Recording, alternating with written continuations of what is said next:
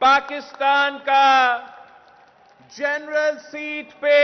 National assembly पे मुंतखब हुआ मेरा उम्मीदवार है।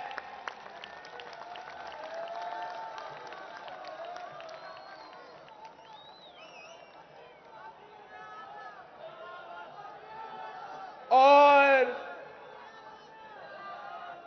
भारत के सरजमीन पे खड़ा होके मैंने उनसे सवाल किया कि मोदी जी मुझे दिखाए या अपना पार्लियामान में इसने अगर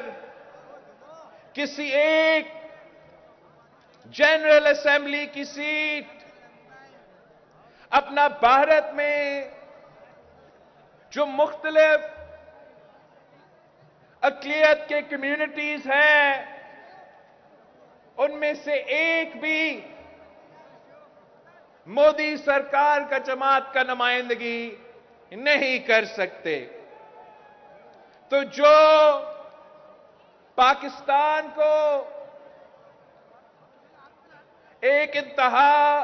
पसंद ममालिक की तरह दुनिया के सामने पेश करने की कोशिश करते हैं,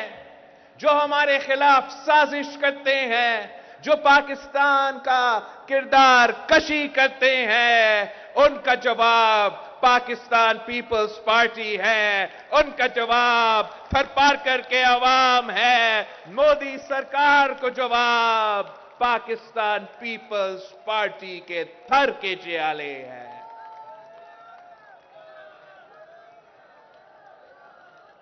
मैं आज